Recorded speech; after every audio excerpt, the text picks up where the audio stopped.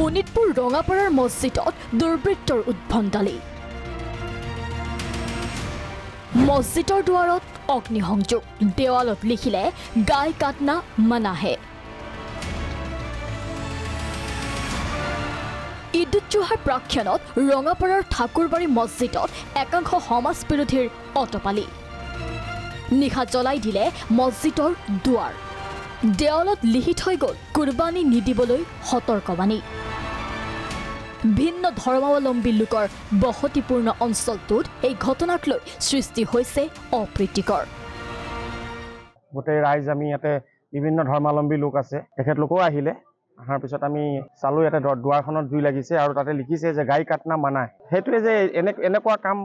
কৰিব নাপায় আচলতে মন্দিৰ মছজিদ হওক গীৰ্জা হওক এনেকুৱা কাম কৰিবলৈ নাপায় এজন নেদেখাজনো আছে যিজনে চাই আছে এটোৰ বিচাৰ ভগৱানে কৰিব প্ৰশাসনো আছে আমাৰ অজি ছাৰ তেখেতেও লাগি আছে ৰাতিপুৱাৰ পৰা গতিকে আমি এটোৱে ক'ব বিচাৰো যে এনেকুৱা ঘটনা যাতে ভাৰতবৰ্ষতে হওক বা অসমতে হওক এনেকুৱা হ'ব নালাগে এইটো এৰিয়াত আমাৰ এটা ভাতৃত্ববোধ আছে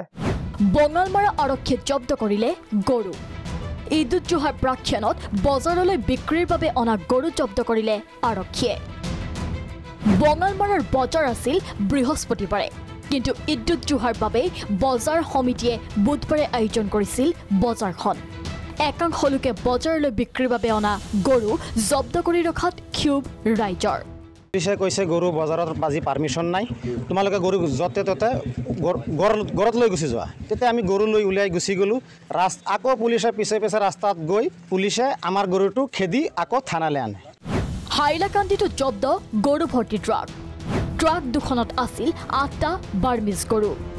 মিজোৰামৰ পৰা হাইলাকান্দি হৈ বহিৰাজ্যলৈ গৰু সৰবৰাহ কৰাৰ পথত জব্দ হয় ট্ৰাক দুখন আনহাতে ঈদ-উজ-জোহাৰ প্ৰাক্ষণত এই দৃশ্য মুম্বাইৰ এটা আৱাসিক অঞ্চলটোৰ এটা অট্টালিকাৰ বাসিন্দাই কুৰবানীৰ বাবে ক্ৰয় কৰি আনিছিল 2টা ছাগলী ইয়াকে লৈ অট্টালিকাটোৰ একাংশই কৰিলে প্ৰতিবাদ পাঠ কৰিলে হনুমান চালিচা ইয়াৰ বিপৰীতে আকৌ গুৱাহাটীৰ বজাৰত ক্ৰেতা বিক্ৰেতাৰ ভিৰ এয়া গুৱাহাটীৰ জুৰিপাৰ বজাৰৰ দৃশ্য কুৰবানীৰ বাবে ছাগলী ক্ৰেতাৰ ভিৰ 1 লাখ টকা পৰ্যন্ত দাম ছাগলীৰ ব্যুৰ ৰিপৰ্ট প্ৰাগ নিউজ